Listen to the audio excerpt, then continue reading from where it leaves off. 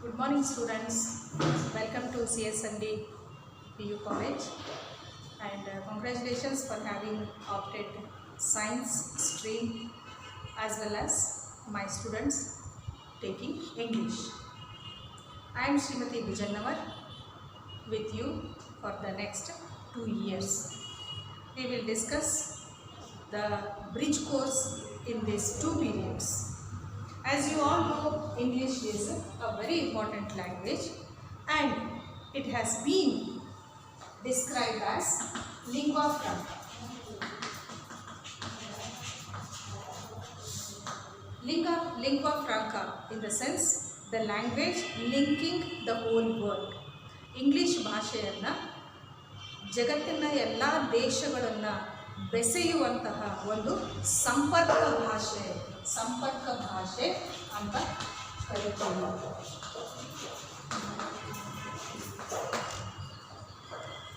There are thousands of languages, but English has gained popularity.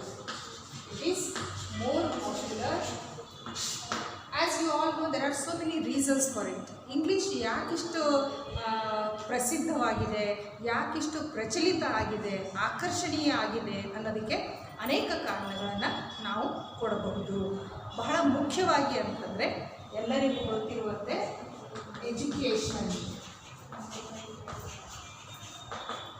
Education for the completion of your education and opting a good career, you need English. That is what the trend today.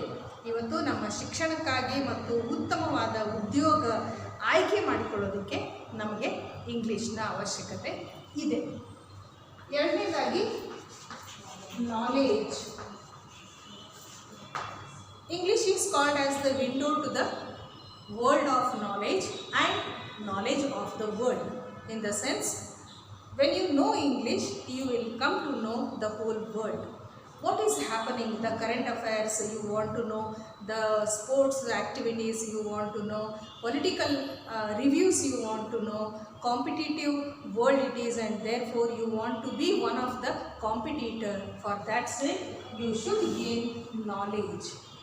ಜ್ಞಾನವನ್ನು ಬೆಳೆಸಿಕೊಳ್ಳಬೇಕು, ಅದನ್ನು ಬಳಸಿ ಉತ್ತಮವಾದ ಶಿಕ್ಷಣ ಮತ್ತು ಉದ್ಯೋಗವನ್ನು ಪಡಿಬೇಕು ಅಂದರೆ ನಮಗೆ ಇಂಗ್ಲೀಷಿನ ಅವಶ್ಯಕತೆ ಇದೆ.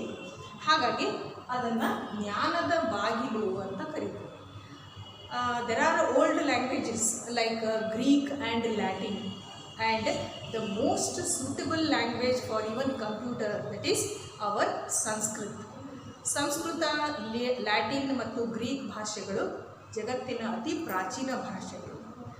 ಆದರೂ ಕೂಡ ಇಂಗ್ಲೀಷು ಇವುಗಳನ್ನು ಹಿಂದಿಕ್ಕಿ ಬಹಳ ಪ್ರಸಿದ್ಧಿಯನ್ನು ಪಡ್ಕೊಂಡಿದೆ. In India, the highest percentage of people speaking in India, and if you compare it to the whole world population, the English speaking people are maximum in India. There are some 2-3 reasons, as we can say. That is the arrival of the Europeans, British, French, Dutch, all these colonial people arrived and ruled India over 300 plus years. So the impact of this English rule is quite naturally should be on the Indians. Basically, we are attracted towards something that is not ours, something that is coming from outside. So naturally, all Indian languages, more than 300 languages and more than 200 dialects are there. But still India is now also having English as one of the official languages. What is English in India? It is called as official language.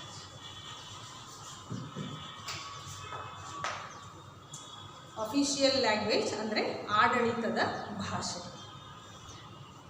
Hindi was declared as national language, and some 15 years time was also given that it will develop and occupy or replace English.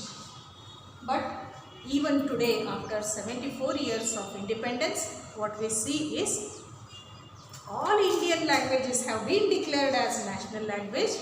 They are not near English. In the sense, English has gained its popularity, it is stable, it has maintained its popularity. In fact, I should say it is increasing. ಇಂಗ್ಲೀಷಿನ ಜನಪ್ರಿಯತೆ ಹೆಚ್ಚಾಗ್ತಾ ಇರೋದನ್ನು ನಾವು ಎಲ್ಲೆಲ್ಲಿ ನೋಡ್ತೀವಿ? ಬಹಳಷ್ಟು ಕನ್ನಡ ಮಾಧ್ಯಮ ಶಾಲೆಗಳು ಮುಚ್ಚುತ್ತಾ ಇರೋದನ್ನು, ಆಂಗ್ಲ ಮಾಧ್ಯಮ CBSE ಇರಬಹುದು, ICSE ಇರಬಹುದು, ಅಥವಾ ಸ್ಟೇಟ್ ಈ ಆಂಗ್ಲ ಮಾಧ್ಯಮ ಶಾಲೆಗಳು ಶುರು ಆಗ್ತಾ ಇರೋದನ್ನು, ತಂದೆ ತಾಯಿಗಳು ಮಕ್ಕಳ ಜೊತೆಯಲ್ಲೂ ಕೂಡ ಇಂಗ್ಲೀಷ್ ಮಾತಾಡಿ ತಾವೂ ಕೂಡ ಇಂಗ್ಲೀಷನ್ನು ಕಲಿತಾ ಇರೋದರಿಂದ ನಾವು ನೋಡಬಹುದು. The impact of English on our life is immense and it's really surprising also. So English is one of the important languages. As students of science, you all should be well versed with English to understand physics, to understand chemistry, to understand biology and answer all the questions related to these subjects. So you have already started studying the physics, chemistry in these few days. Before that, in the secondary school and primary school, some of you have studied English for 5 years. From 5th standard onwards, some of you have started it from 1st standard onwards, that means you have studied it for 10 years. So, ಕೆಲವರಿಗೆ ನಿಮ್ಮಲ್ಲಿ ಇಂಗ್ಲೀಷಿನ ಮೇಲೆ ಒಳ್ಳೆಯ ಪ್ರಭುತ್ವ ಇದೆ, ಇನ್ನು ಕೆಲವರಿಗೆ ಸ್ವಲ್ಪ ಹಿಂಜರಿಕೆ ಮತ್ತು ಸಂಕೋಚ ಇದೆ. ನಮಗಿದು ಅರ್ಥ ಆಗೋದು ಇನ್ನು 5+ maybe 6 years you have studied, but still because the first language and the mother tongue being Kannada, most of you find it a bit difficult. But I assure you, no sooner you complete your second year, you will be perfectly good with English as the students who have studied it before you 10 years. 10 ವರ್ಷ English ಓದಿದವರಿಗೂ ಅಥವಾ 6 ವರ್ಷ English ಓದಿದವರಿಗೂ ಯಾವುದೇ ವ್ಯತ್ಯಾಸ ಬರೋದಿಲ್ಲ. ಎಲ್ಲರೂ ಕೂಡ ಇಂಗ್ಲೀಷನ್ನು ಬಹಳ ಸುಲಭವಾಗಿ ಸರಳವಾಗಿರೋದ್ರಿಂದ ಅರ್ಥ ಮಾಡ್ಕೋಬಹುದು ಮತ್ತು ಯಾವುದೇ ಕಾರಣಕ್ಕೆ ಭಯ ಅಥವಾ ಸಂಕೋಚ ಪಟ್ಟುಕೊಳ್ಳೋ ಅಗತ್ಯ ಇಲ್ಲ. So students, you all know that English belongs to the European family. European family. Languages of the world are divided into different families. All Indian languages are Asian. They belong to Indo-Asian.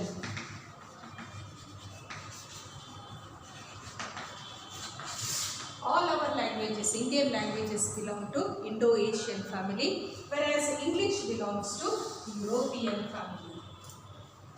The whole of the Europe and rest of the world also uses English for most of their needs and purposes. So, what is the difference between these two families? And why Indians are finding it a bit difficult to adopt? The basic structure and features we have to understand. What you find is English belongs to non-phonetic. English belongs to non-phonetic feature. What is non-phonetic? There is no one-to-one relation. No one-to-one relation between the word and its spelling.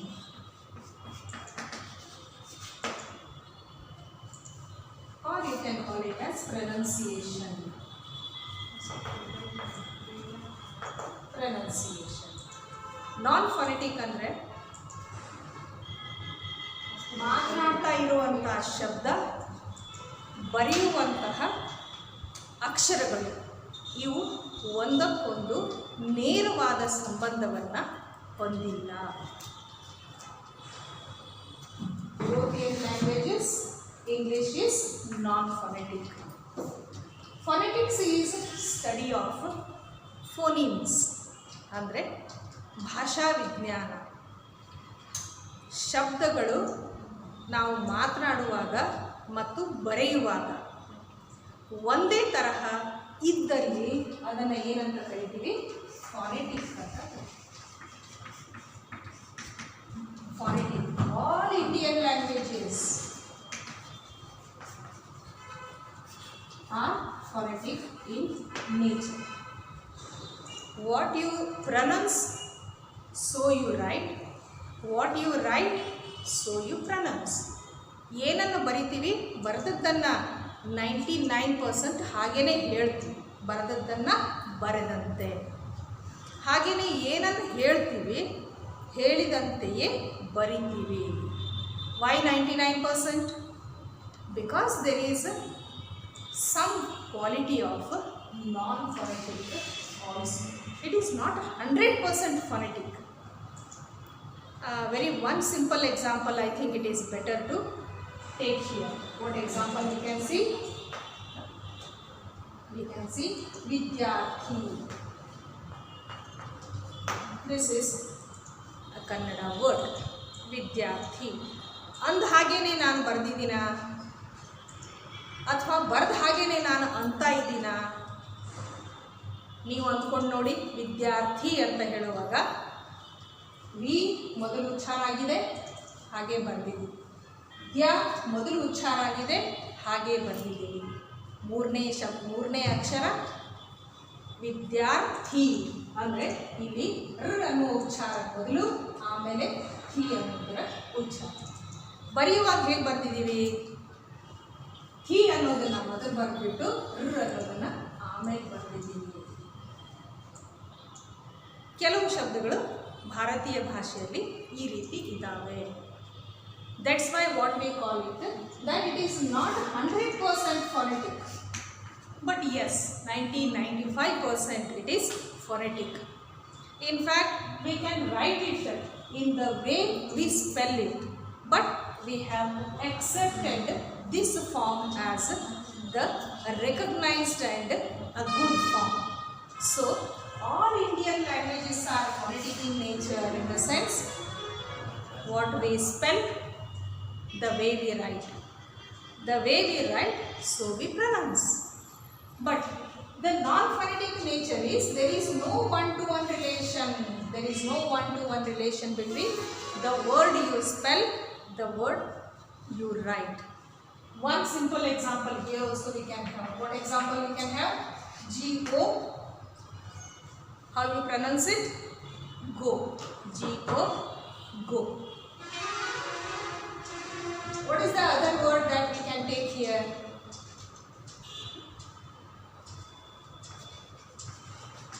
More. E is not taken into pronunciation. Look at one more example. P-U-T, put. As it is written, so is the pronunciation. And when you write it C-U-T, how do you pronounce it? It is cut. That means though the vowels we have used are one and the same in the two words, the pronunciation is different. When you use it with the consonant P, it becomes put. When you use it with the consonant C, it becomes cut. This is something that we people are not accustomed to. ನಮಗೆ ಈ ರೀತಿಯಾದಂಥ ಇಷ್ಟು ಅಪಾರವಾದ ವ್ಯತ್ಯಾಸ ಇರುವಂತಹ ಶಬ್ದಗಳು ಅಥವಾ ಭಾಷೆ ನಮ್ಮದು ಅಲ್ಲ. ನಮ್ಮದು ಫೋನೆಟಿಕ್ ಅಂದರೆ ಯಾವುದನ್ನು ಹೇಗೆ ಹೇಳ್ತೀವೋ ಹಾಗೆ ಬರಿತೀವಿ, ಹಾಗೆ ಬರೆದದ್ದನ್ನು ಬರೆದ ಹಾಗೆಯೇ ಓದ್ತೀವಿ. This is the biggest difference you can find. in India, Indian languages and English. Okay. So what we understood is English belongs to European family.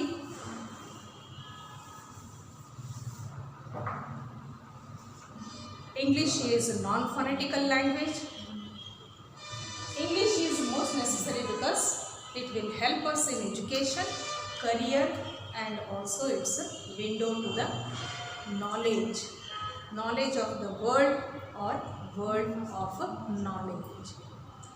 There are nearly 32 million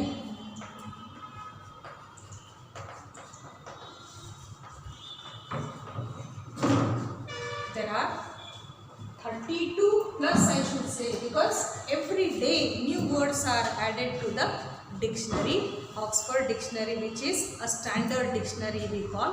So 32 plus million words are there in English. And naturally, how many words do we need to speak in our day-to-day life? How many words we need? We need hardly 5,000 words. If our vocabulary is enough good, we have 5,000 words with us. We can speak on any topic, anytime, and with ease. In fact, it is also a research that women use more words than men. Maybe it's the nature, ಹೆಣ್ಮಕ್ಳು ಸ್ವಲ್ಪ ಜಾಸ್ತಿ ಮಾತಾಡೋದ್ರಿಂದ, ಅಥವಾ ಅವರಿಗೆ ಹೇಳಿದ್ದನ್ನು ಸ್ಪಷ್ಟವಾಗಿ ವರ್ಣನೆ ಮಾಡಿ ಹೇಳುವಂಥ ಅಭ್ಯಾಸ ಇರೋದ್ರಿಂದ ಹೆಣ್ಮಕ್ಳು ಸುಮಾರು 7,000 ಶಬ್ದಗಳನ್ನು ಬಳಸ್ತಾರೆ. Whereas men use less. There may be exceptions, of course, but still, if you have 5,000 words of these 32 million words, you are able to speak better, you are able to write better, communicate better. So all-round development definitely possible with a good vocabulary. I think in high school you might have used dictionary. Every day you might have learnt some 2, 3, at least 5 new words.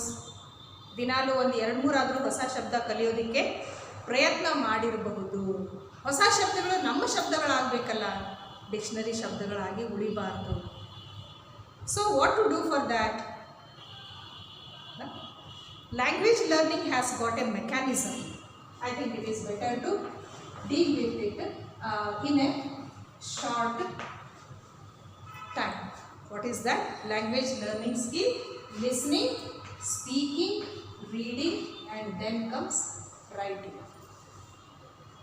We have to listen to more and more English. First thing, you listen more, and therefore God Almighty has given us 2 ears.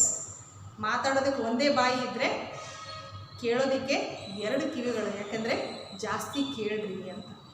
So you want to learn and master the language, listen to more and more English. How to listen to more and more English?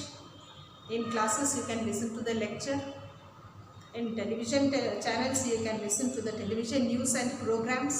On radio you can listen to English. These are some of the sources. You can listen to people also, because Indians are crazy talking English. Listen more, and then interpretation of the listening, that is speaking. Speak, and that will help you to make this much of vocabulary. ಒಂದು 5,000 ಶಬ್ದಗಳು ನಮ್ಮ ಹತ್ರ ಇದ್ದರೆ ನಾವು ಜಗತ್ತನ್ನೇ ಗೆಲ್ಲಬಹುದು. ಅದಕ್ಕಾಗಿ speaking is very important. Due to hesitation and fear, students do not try to speak. One of our teachers used to tell that if you are coming into the class, you should think that you are going into the temple. Before entering into the temple, we leave our chappals, slippers outside. A pair. ಒಂದು ಜೊತೆ ಚಪ್ಪಲಿ ಅಥವಾ 2 ಚಪ್ಪಲಿಗಳನ್ನು ನಾವೇನು ಮಾಡ್ತೀವಿ, ನಮ್ಮ ಕಾಲಿನಿಂದ ತೆಗೆದು ದೇವಸ್ಥಾನದ ಹೊರಗಡೆ ಹೇಗಿಡ್ತೀವೋ ಹಾಗೆ ಕ್ಲಾಸ್ ರೂಮ್ನಲ್ಲಿ ಬರುವಾಗ ಈ ಎರಡು ವಿಷಯ ಅಥವಾ ಭಾವನೆಗಳನ್ನು ಹೊರಗಿಟ್ಟು ಬರಬೇಕು. ಯಾವುದದು ಎರಡು? One is fear, the second one is hesitation. There must be no fear. Be fearless, be courageous and confident. No hesitation. You may be the one to ask any question to the teacher, any query, but be confident. ಸಂಕೋಚ ಪಟ್ಕೊಂಡು ತಪ್ಪಾಗಿ ತಿಳ್ಕೊಂಡು ಹೋಗೋದಕ್ಕಿಂತ ಧೈರ್ಯದಿಂದ ಯಾವುದೇ ಸಂಕೋಚ ಇಲ್ಲದೆ ತಿಳಿದೇ ಇರೋದನ್ನು ಕೇಳಬೇಕಷ್ಟೇ. So that is the best way to speak. The next one is reading. Schools and teachers will help you to read. And the last one comes writing. All our examination system is based on written answers. So, most of the teachers and parents concentrate on writing.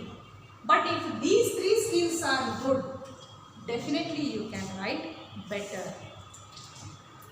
We should not try to write first and then read it and then speak and then listen. It is unscientific. So, listen to English, speak English, read English and write English. To read English, you can buy a newspaper. A newspaper costing 5 rupees, you can use it for months together.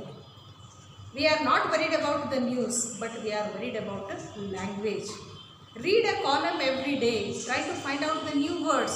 Try to find out the meanings of new words and use them. If you use them at least 10 times a day, the word becomes yours. Otherwise, it will remain in the newspaper. It will remain in the dictionary. So, the best way is to use it. Unfortunately, what we find in India is using English words in between the mother tongue. What is it called as? ಏನಂತ ಕರೀತಾರೆ ಅದನ್ನು? ಕನ್ನಡ ಭಾಷೆಯಲ್ಲಿ English ಶಬ್ದಗಳನ್ನು ಬಳಸುವುದು ಏನಂತ ಕರಿತೀವಿ? ಕಂಗ್ಲೀಷು ಅಂತ. ಇದರಿಂದ ಏನಾಗಿದೆ? ಎರಡು ಭಾಷೆಗಳ ಸೌಂದರ್ಯ ಹಾಳಾಯಿತು.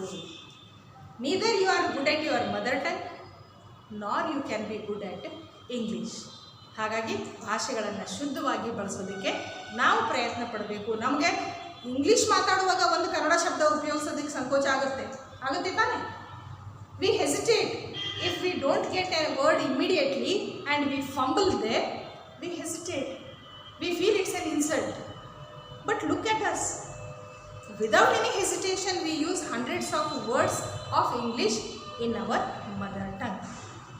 There also we have to hesitate. We have to maintain the beauty and nature of a language as it is, as it should be. Okay, that is what. So, 32 plus million words are there in English, and all these words cannot be useful for us. We want hardly 5 to 7,000 words. Okay, these 5 to 7,000 words are divided into different parts, and that is called as parts of speech. What do you mean by parts of speech? The words that we use for speaking, whether it's 5,000 or 7,000, are divided into different parts based on their usage. ಭಾಷೆಯನ್ನು, ಶಬ್ದಗಳನ್ನು ಯಾವ ಉದ್ದೇಶಕ್ಕಾಗಿ ಬಳಸ್ತೀವಿ ಅನ್ನೋದನ್ನು ಆಧರಿಸಿ ಜಗತ್ತಿನ ಎಲ್ಲ ಭಾಷೆಗಳಲ್ಲೂ ಈ ರೀತಿಯಾಗಿ ಪಾರ್ಟ್ಸ್ ಆಫ್ ಸ್ಪೀಚ್, ಭಾಷೆಯನ್ನು ಅಥವಾ ಮಾತನಾಡುವಂತಹ ಭಾಷೆಯ ಶಬ್ದಗಳನ್ನು ವರ್ಗೀಕರಣ ಮಾಡಿದ್ದಾರೆ. You have already studied parts of speech. How many parts of speech are there? Yes, you know them. They are 8. 8 parts of speech are there. Can you tell me which are them? Everyone knows it. Let us recall it once again. Noun, pronoun, right? Adjective, adverb,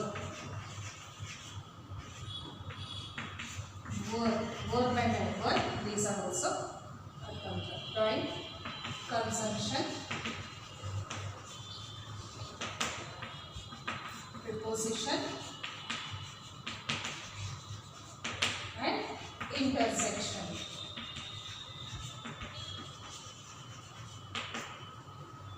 These are the 8 parts of speech. Recently, we have added one to this. What is that? Articles. In fact, articles are nothing but they are also adjectives. Therefore, earlier the grammarians thought that we can divide the parts of speech into 8 main parts.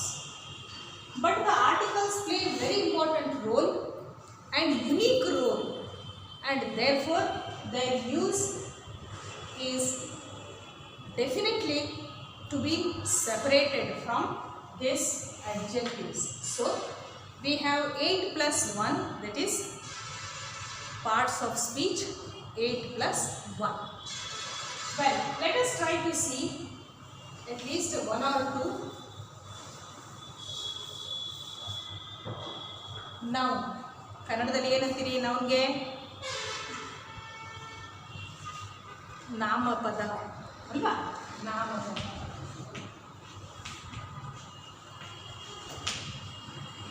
ಯಾವುದೇ ಒಂದು ವಾಕ್ಯದಲ್ಲಿ ಇರುವಂತಹ ಮುಖ್ಯವಾದ 2 ಶಬ್ದಗಳು structure, ವಾಕ್ಯದ ಮೂಲಾಂಶಗಳು ಅಂತ ಕರಿಬಹುದು ನಾವು ಅದನ್ನ. In any structure of the language, 2 words are very important. One is subject and the other one is verb. Therefore, the first structure we have in English is subject plus verb. The subject may be a noun or a pronoun. So, it is very easy related to this. Noun can be subject most of the times. What is noun? Namapada andre yenu? And in this 32 million words, 50% of the words come under this category. Noun is nothing but it is a naming word. Name of a person, place or a thing. So, what is it? Noun is naming word. It describes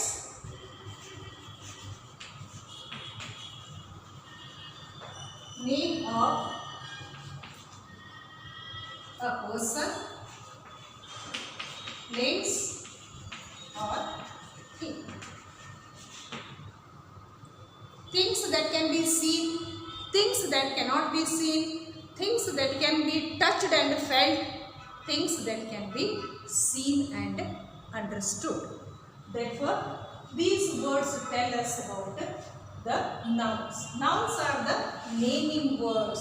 Each material, each thing, each person or each place should have a word so that we can use it. That is naming word. For example, this is chocolates. This is finger. This is watch. Now, when you see something, for example, take this. What is this? Okay, scale. So, when these are the words are called as nouns.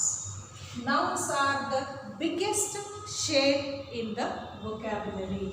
They describe, they name person, place or thing in general. In general, a boy is going, a girl came running. When you say this, a boy, a girl, a man, a young man, an old man, bottle, table, pen, pencil, so many words are there. That means as persons, as places are there. For example, for places we can say city, village, metropolitan city and colony, then lane. So many things are there to place. Theatre, mall, market, bus stand, railway station.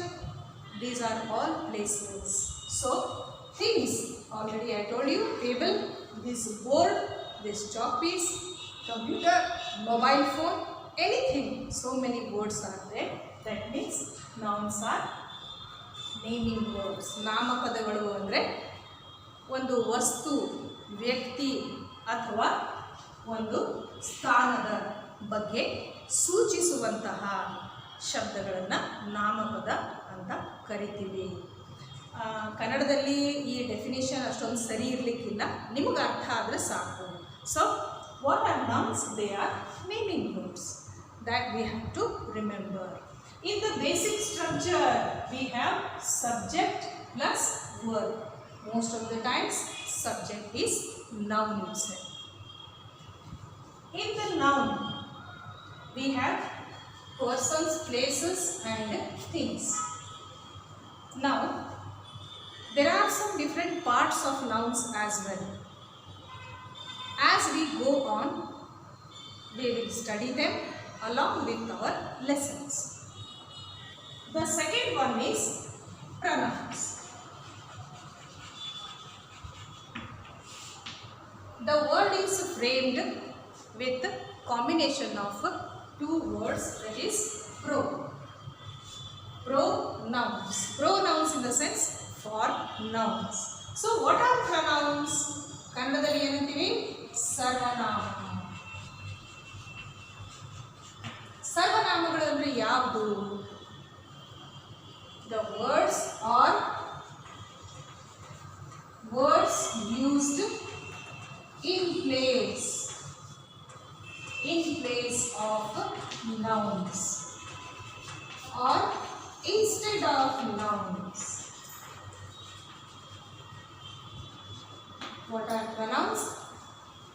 The words which are used in place of nouns. The words which are used instead of nouns, they are called as pronouns. Now why we have to use some words instead of nouns? Because nouns are very important part of a sentence. The repetition of nouns may lose its importance. Therefore we have to use the pronouns. So ಈ ನಾಮಪದಗಳನ್ನು ಪದೇ ಪದೇ ವಾಕ್ಯದಲ್ಲಿ ಉಪಯೋಗಿಸೋದ್ರಿಂದ ವಾಕ್ಯಗಳು ಬಹಳ ಉದ್ದ ಆಗ್ತವೆ. ಎರಡನೇದಾಗಿ ನಾಮಪದದ ಮಹತ್ವ ಕೂಡ ಕಡಿಮೆ ಆಗುತ್ತೆ. ಮೂರನೇದಾಗಿ ಕೇಳೋದಕ್ಕೂ ಅಷ್ಟೊಂದು ಚೆನ್ನಾಗಿರೋದಿಲ್ಲ. ನೋಡಿ, ಒಂದು 2-3 ವಾಕ್ಯಗಳನ್ನು ನಾನು ಹೇಳ್ತೇನೆ. Mr Desai is a lecturer. Mr Desai's wife is also a lecturer. Mr Desai and Mrs Desai work in CS Angadi College. Mr. Desai and Mrs. Desai have 2 children. How many times you are repeating these nouns? Is it not irritating? Yes, definitely. Therefore, nouns are not to be repeated again and again. Instead of that, what words can be used in place of the nouns? Instead of nouns, instead of Mr. Desai, in the next sentence we can use he. Instead of Mrs. Desai, in the next sentence you can use she. When we have to tell about both of them, we can say they. That means these are pronouns. When you ask question to the pronouns, you will get the nouns. Who is he? He is Mr. Desai. Who is she? She is Mrs. Desai. Who are they? They are Mr. Desai and Mrs. Desai. Now, in this way, we have even about the things we can use it. So, the pronouns are used instead of nouns. ಸರ್ವನಾಮಗಳನ್ನು ಯಾವಾಗ ಬಳಸ್ತೀವಿ? ನಾಮಪದದ ಬದಲಿಗೆ. It makes the sentence very compact. It makes the sentence good to listen. ಕೇಳೋದಕ್ಕೂ ಚೆನ್ನಾಗಿದೆ, ಚಿಕ್ಕದಾಗಿದೆ, ಹಾಗೆಯೇ ಒಂದು ನಾಮಪದದ ಘನತೆ ಕೂಡ ಕಡಿಮೆ ಆಗುವುದಿಲ್ಲ, ಅದರ ಮಹತ್ವ ಕೂಡ ಉಳಿಯುತ್ತೆ. So pronouns are used instead of nouns. When you question the pronouns, you will get the nouns. This is what you have to remember. After this, we have the very important part of the structure, the third one, that is verbs. What are verbs? Verbs are nothing but they are action verbs. Verbs are action verbs. Whenever you do some actions, we see some actions, we describe them, we tell about our actions, and they are called as verbs. So in any sentence, the simple most structure, we have subject and verb. In fact, sometimes we may not use the subject, but we use verb. Is the work done? This is a question. What is the reply for that? Done. Done is a verb.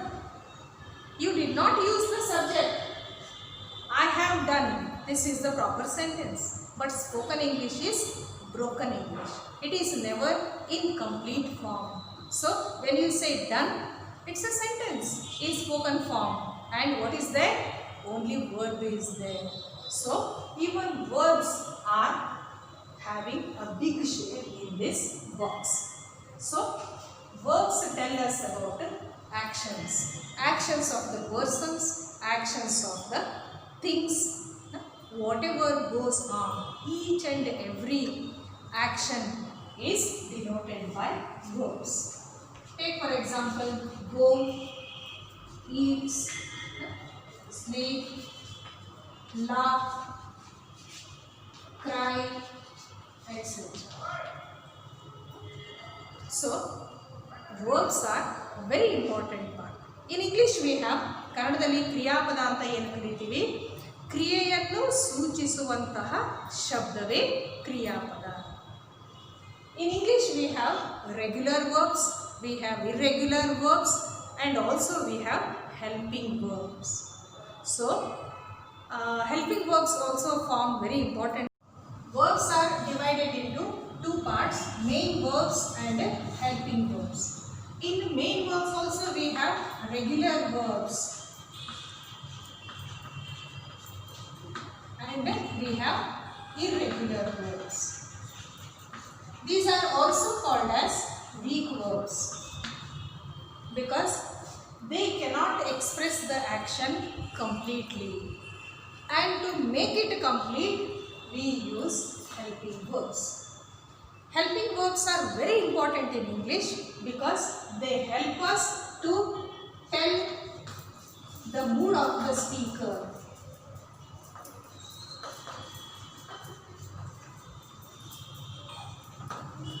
Helping verbs tell us about the mood of the speaker and to change the voice.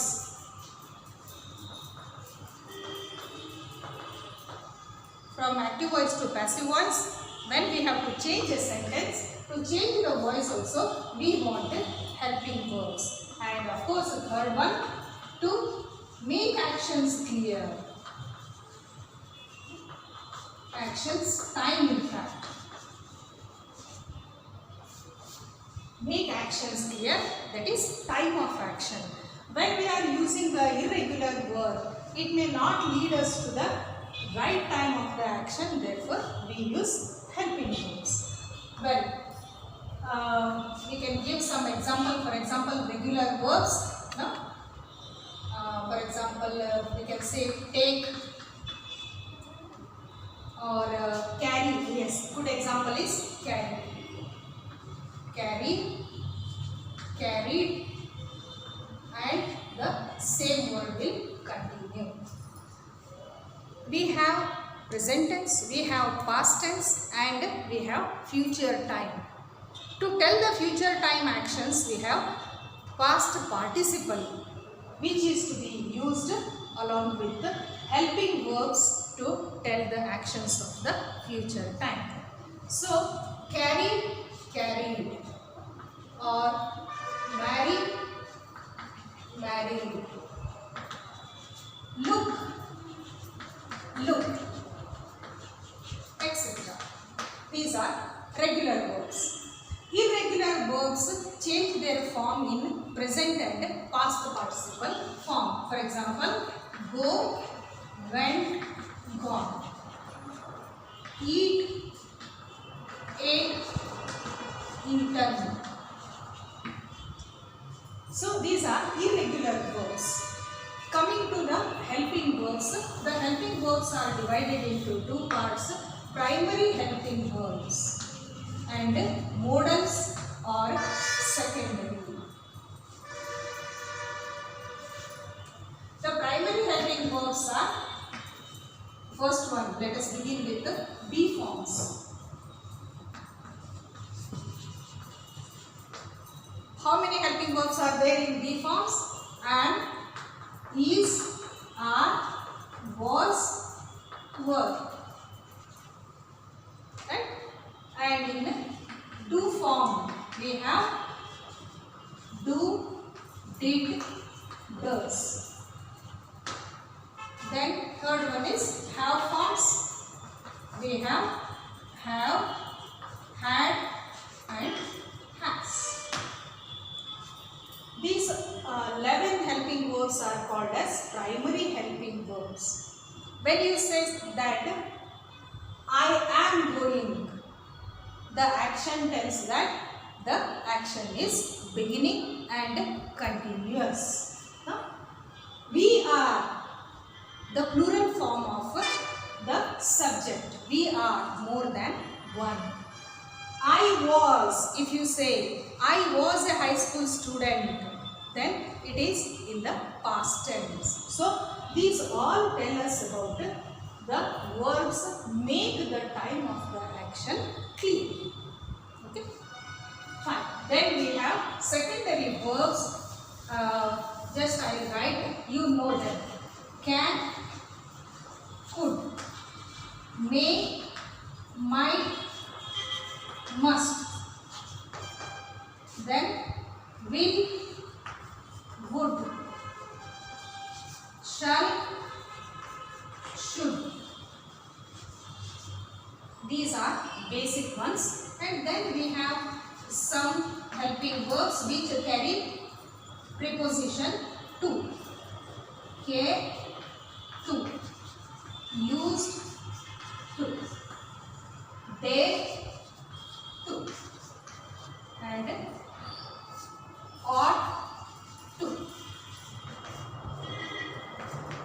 These are the helping verbs which have to preposition. Other than that, these tell us about the mood of the speaker, tell us, help us to change the voice, and also time of action. So in the next period, we shall discuss the other parts of speech. I hope you have enjoyed the lecture. Thank you.